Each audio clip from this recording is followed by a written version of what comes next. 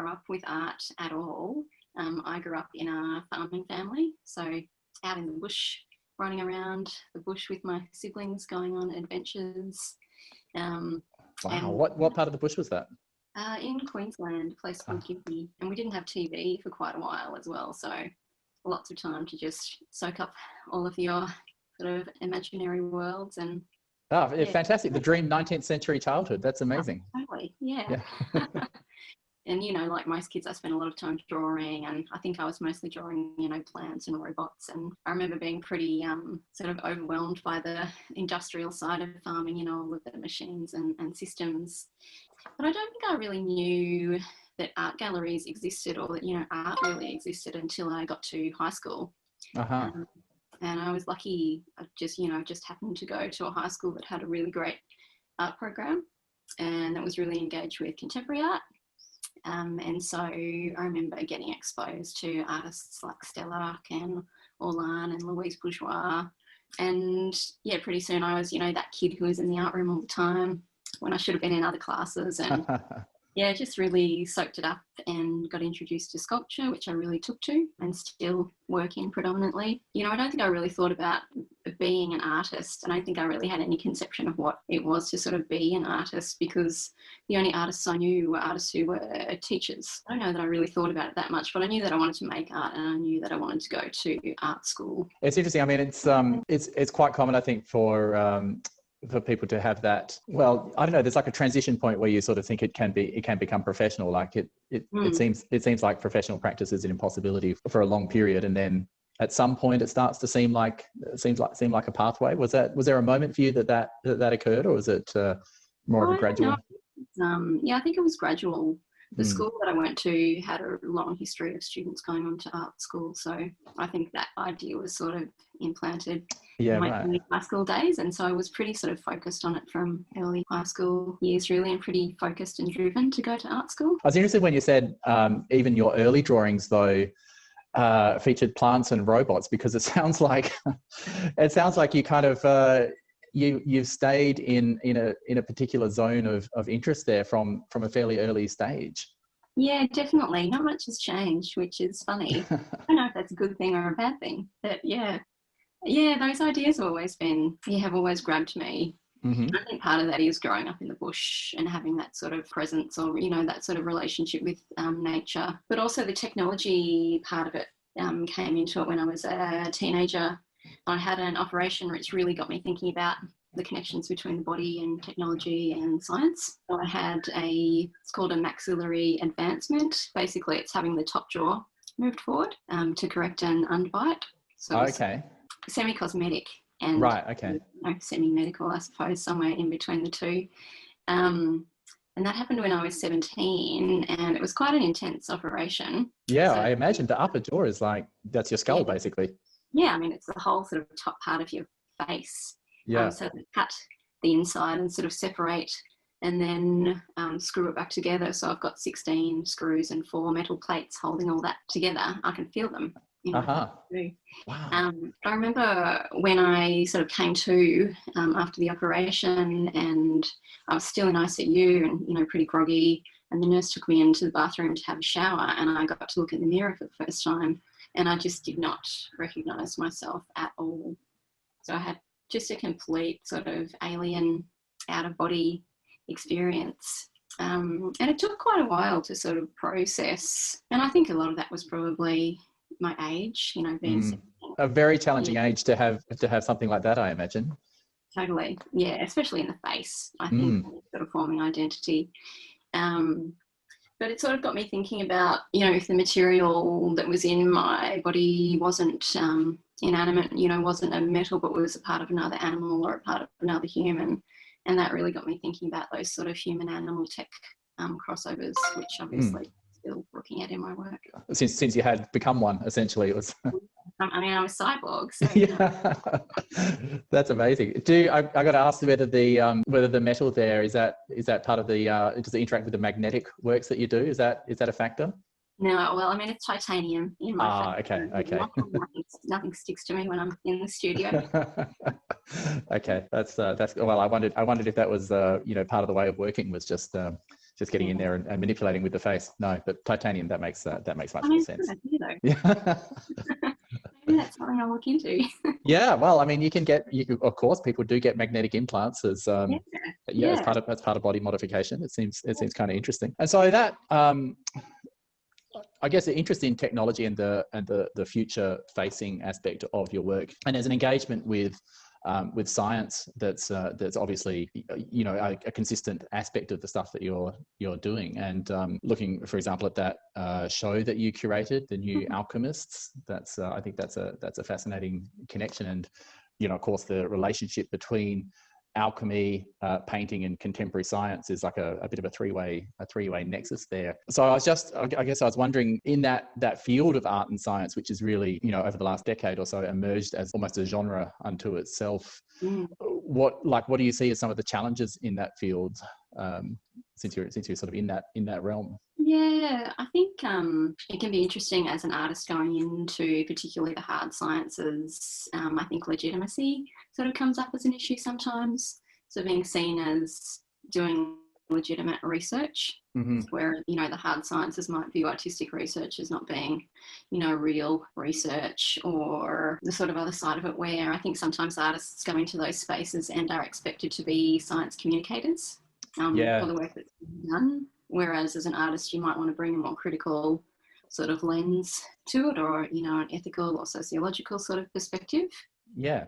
So I think that's always interesting with those sort of collaborative environments. But I think also, I know I found and I see in a lot of, or it comes up in a lot of sort of discussions, that I remember when I first went to Symbiotica, which is an art science research lab in WA. It runs out of the University of Western Australia in Perth. They do the tissue culture work? Yeah. Tissue culture and art project. It's an amazing place. When I first went there right at the beginning of my PhD, it was the first time that I'd really encountered, I guess, wet science labs and tissue culture. And it's also sort of visually intense and amazing. And I think one of the struggles is to get through that technology, or that layer of sort of technology and material and facade, to sort of engage in something that's more than surface, which I think takes time. It's just a matter of being able to have time in those spaces to sort of engage with what people are doing beyond that visual experience. I mean, the visual experience is, like, I personally think that's quite an important and valid aspect of it. But yeah, it's just one dimension. And I really agree with your observation about the science communication aspect involving visual arts, because of course science communication is a big concern of research science institutions, not necessarily the research scientists themselves, but sometimes, but the institutions are definitely very interested in that, and art is seen as one way they can engage. But yeah, I mean, it's my personal view that art is just like the worst possible way to explain a concept to someone. Like, why would you use an artwork to try and clarify something? What art is very good at is expressing complexity, and research science is already complex. So I think in that way, art is actually a really good way of getting people to understand the complexity without necessarily needing to explain, what's actually going on. Yeah, definitely. And also bringing those other perspectives that, the scientists or, that field doesn't really focus on, like, more philosophical aspects or sociological aspects or ethical, bringing in that new perspective, I think, for both sides can be really rewarding. And so that's what you focused on in your PhD? So right at the beginning of my PhD, I found Symbiotica and got in touch with them, and they were really lovely and welcoming, and I went over and did a bit of a crash course in biotech and learned about bioart and learnt to tissue culture, learnt some basic biotech practices.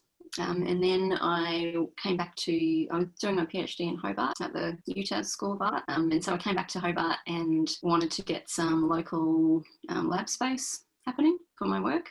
So I think I emailed about, 250 researchers at UTAS across the sciences. And I think I got 2 responses. And one was from someone who thought it was terribly inappropriate and blasphemous and, unethical. And the other was from a academic who invited me to come into the lab. And that was the pathology department there. So I was really lucky to have that.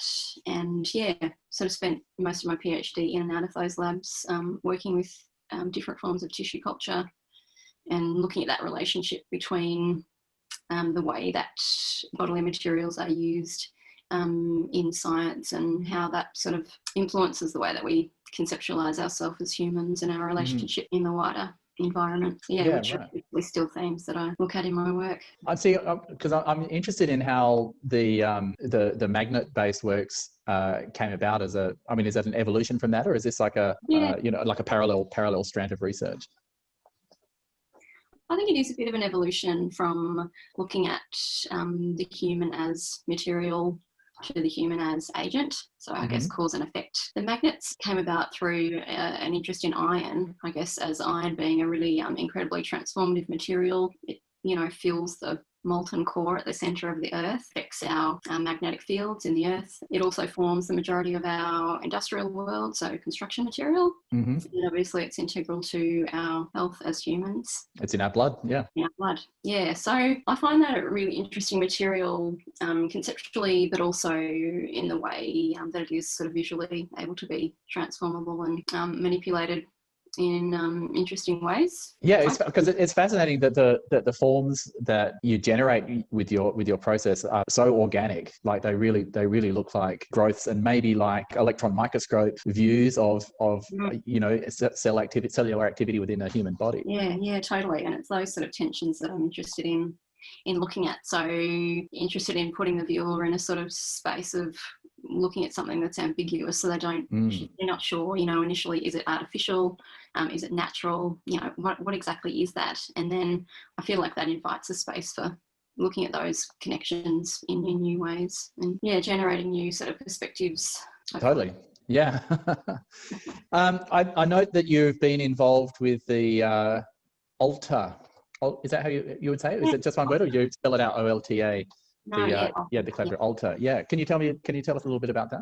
Yeah, so Alta is a Japanese collective of contemporary artists. I met them when I was on an AsiaLink residency in Tokyo, and one of the Alta residents was also doing a residency at AsiaLink at the same time. At the end of the residency, we kept in touch, and I ended up I think they organised funding through the Japanese Arts Council from memory to do a collaborative project together.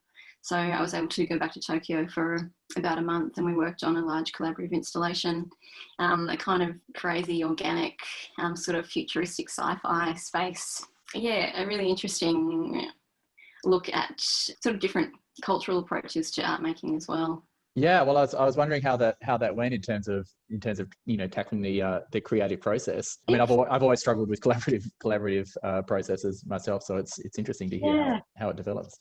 Yeah, I think it flowed pretty well. Although we have sort of different aesthetics, I think we understood each other's aesthetics really well and each other's interests. So yeah, I feel like it flowed quite well, and they're a great bunch of people to work with as well. So yeah, it was a really positive experience. And an amazing thing to come out of residency as well. Yeah. And so is that going to be? Is there sort of plans for more projects with that group, or is it sort of a one-off project? Yeah, one-off project. We do keep in touch, and I'd like to do something with them in the future. I know that you have undertaken a number of residencies, really all over the world in the last few years.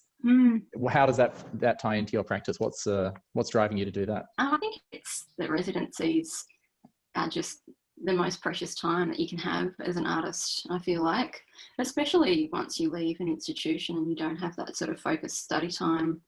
For me, definitely, they're the times that I get to focus on my practice most intensely, and that I get to spend a lot of reflective time as well. Whereas I think sometimes as artists we get into the flow of having to produce constantly to meet deadlines, and you don't get a lot of sort of downtime to sort of sit back and look at your practice as a whole and think about what you're doing and where you want to go.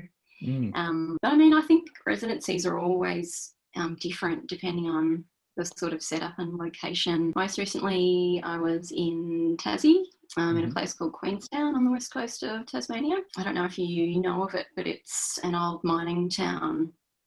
So in the sort of late 1800s, early 1900s, it was sort of the hotspot of gold mining in Australia. and also copper mining. Mm-hmm. And their practices were sort of so intensive that the smelter fumes produced acid rain and just completely destroyed the landscape within about I think, sort of 8-kilometre radius of the town. Wow. So, yeah, it's quite incredible. Even today, it sort of resembles a bit of a sort of lunar landscape. And it's interesting because it's surrounded by incredibly lush forests. So if you drive into Queenstown, you've been driving for 3 or 4 hours through beautiful lush rainforest, and you sort of come around a corner and you're in this incredibly like sci-fi sort of lunar scape. It's really amazing. The reason for going to Queenstown sort of feeds into the magnetic work as well. So looking at the products of mining materials, and also looking at a place of copper mining, which is Queenstown, as a sort of levitational sort of object floating above the iron core of the earth. I'm kind of thinking of, puts me in mind of like a Tarkovsky kind of thing. Yeah, it's very cinematic. It's quite beautiful, and disconcerting because you sort of look around and you don't really understand what you're seeing, how it's come about or whether it's natural or what's going on. Yeah, it's amazing. So is that influencing the new series of works? Yeah, definitely. Yeah, so is that working with some mining materials, so like mining slag and tailings, and thinking about those ideas more. Still processing. I always find it's at least about at least a 12-month lag between having an experience and then getting usable kind of insights out of it. It just seems to take that much time to trickle through somehow. Yeah, definitely. I think especially if you are in a space that's so sort of different and powerful. Yeah, it definitely takes time to filter through. Hopefully I'll be going back to Queenstown late next year to install an artwork in their festival. It's the Unconformity Festival, the Contemporary Art Festival there. It's really great. Oh, fantastic. So yeah, fingers crossed that goes ahead. Yeah. And do you have any kind of thoughts at this stage about what work might be shown at NotFair? Yeah, it's new work and a mix of freestanding and 2D work. So you'll see the magnetic elements feature. But yeah, it's in progress at the moment. I won't give too much away. Excellent. Yeah, keep them on their toes. That's the way. All right. Well, thanks very much, Alicia. Thanks for taking the time to chat. All right. No, cheers. Thank you. All right. Thanks. Talk to you soon. Okay. Bye. Cheers.